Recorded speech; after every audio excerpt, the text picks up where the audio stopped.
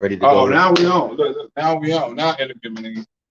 All right, hold on, man. You see me? We live, nigga. Wait. What you mean we live? We need better lighting over here. You gotta turn this way. Briggs 73. I'm typing right now. Okay, well we live right now, man. We live. Yo, people probably watch. Somebody pop on there. Yeah, some No, I'm people just on there. playing. Welcome to Carl Briggs not yet. 73 Live.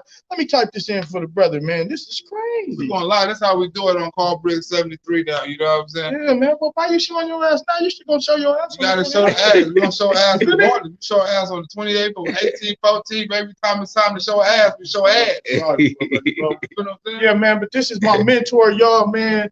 He's taught me a lot. He's the reason why I have my show. I'm at 205 subscribers now. They've been on my ass about getting an IG. I'm old school because I go on IG sometime and the shit is just messy. You know, them youngsters peeing on graves and shit. Oh Like, man, that gets you shot right there. That's getting you shot right there. Pissed on the grave. Yeah, the baby. So I'm trying to figure out, right? I was trying to figure out why did these Negroes go and shoot up a car? See, when we was coming up, you were supposed to just walk, get out, and go get your man. That's how we was trained.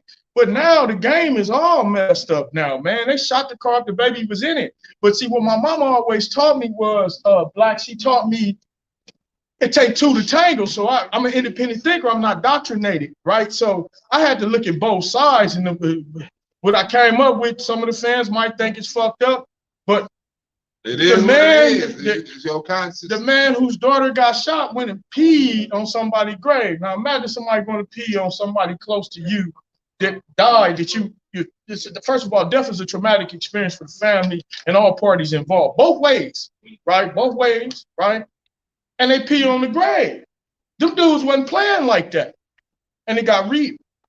It got real. That shit got real. But anyway, enough of that. Let's talk about you, birthday boy, right? So you're doing a celebration in this vineyard, right? You brothers is networking, man. And this vineyard is a beautiful vineyard, right? And the brother that actually has this vineyard said, hey man, I wanted to bring the venue. yeah, I wanted to bring. You got one person on you. Who that person on? Who on there, man? Speak right now. You on the Holla at your boy, man. Oh man, it's D, man. Yeah. Avail Management, man. Compton LC gonna perform on this stage too. Right? You know, Blaq blessed us. Through networking with this famous comedian right here, Blaq Rose, but who's been viral. He's been on BET, and I know his struggle, man. You know, he's lost almost every family member that he knows, but one of the vicegerents to his family was his Uncle Bone, right? And one of the things his Uncle Bone taught him, which he taught me through Uncle Bone, is learn a little bit about everything instead of a whole lot about nothing, right? And when I met him, right, this dude was going to get a GED. I said, well, why in the hell are you going to get your GED? You got how you left out the part you met me in prison. You know what I'm saying? You see how I left that part out there. You know what I'm saying? Like we went to prison. Well, we met in prison, okay? We met in prison, right? We met in prison almost, 30 years ago? Man. We getting old, man. You still look good. I'm getting about a couple of Still wearing it well. man. Blaq Rose, but alive. And so about 15 years after that, no, I'm lying. I mean, 15 years after that, Yeah, it was one person here for a minute. I ended up back in prison to do a stint. And so I came home, and one of my friends, he had a little short film. And so I seen a comedian, I was laughing like a mother. He came out the kitchen, he was in there tripping. I said, damn, man, I know that dude. I said, man, that's his name, Lionel Harris. He said, yeah, that's him. I said, well, look, give me his number. He said, no, I won't do. I can't do that. That's street shit. You don't give nobody no number. Niggas be looking, killing niggas. Like, no, but he didn't know it was you. You know what I'm saying? It was me. But he didn't know it was you. He could have been thinking this nigga trying to kill Blaq. But you know what I'm still saying? stuck in my dumbness. So Yeah, like, you feel me? You feel me? So he was right on like, let me go holler at the nigga. I started. See what I'm saying? See what I'm saying? So what happened was, y'all, what happened, fans, he DM'd him through way of Instagram or somewhere. He got in contact with him, and he said my name, and he like, oh no, shoot my get the number.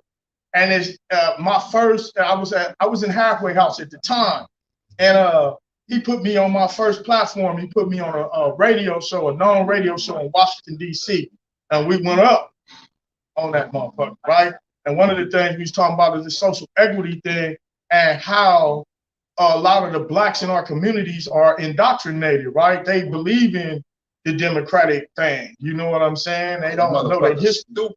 Right? They don't know that the Ku Klux Klan started that. So, but anyway, not to get into that or violate anybody's political views at this moment, I didn't want to. So we hooked back up. I got out the halfway house, got a job. They said, hey, man, I got another platform for you. I see you trying to do your stuff. But you need to go ahead and start your page. So I started my page from my phone, which is called Briggs 73 Live. I'm going to tell the truth. This nigga ain't telling the truth. This nigga was on somebody else's show. He was mad at the nigga show because he had better ideas, but the nigga didn't want to incorporate it. So I told the nigga get his own shit, and he got his own shit. He been blowing up ever since. No, but the nigga got you seen how the nigga talk to you, man. Yeah, but you seen this shit. You know what I'm saying? But you know, when you the boss, that's one thing about being the boss. When you the boss, you get to talk to niggas how you want to. He tried to perfect my G-Kun though. First of all, Negro, I don't because I speak that Ebonic and he speaks the other language, right? And so it was like, and then King Dawood tried to tell him like, man, Carl kind of intelligent. You know, what are you talking about? So he tried to put, but then the second show, I introduced him to, and he, you know, his motherfucking numbers done went up because of you. Cool. What you mean? That's cool. That's cool. I love blessing niggas, man. You know what I'm saying? You blessed him? Yeah. Bless. But if you don't like a nigga, you still bless him. You know what I'm saying? Because yours gonna come around, going back around. If you don't like niggas, still bless niggas, man. Yeah. I hold grudges. You hold niggas, hold your enemies closer than your friends or some shit like that. Whatever they enemies closer friends, right. Whatever that saying is. All right, so I still haven't got over it because the motherfucker had me.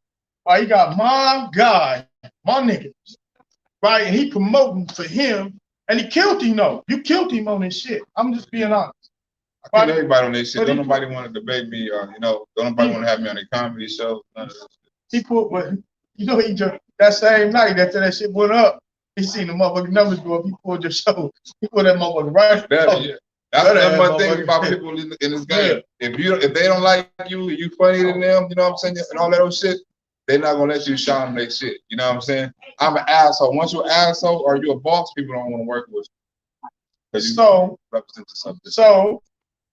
Bud killed him because he tried to take Bud in the cipher of religion, and it was like I didn't know. I thought he knew what he was dealing with. Apparently, he didn't. So I know a little bit. He took the life from him, but at the same time, he had me in the back like the motherfucking water boy. I'm a boss.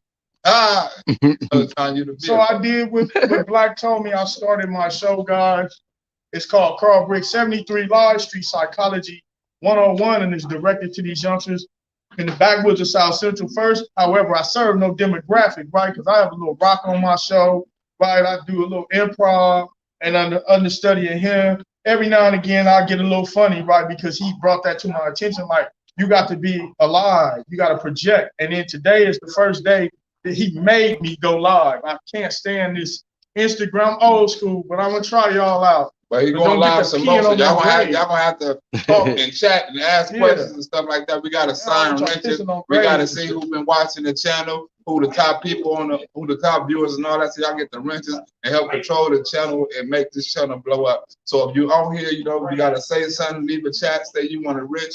If you've been following before, he gonna give you a wrench. Carl Briggs 73 Live. We gonna make this a team. When you gonna come to the motherfucking house, man, and get a plate like you used to? Man, in a minute, man. No, you too busy now. I just press in, right? Yeah.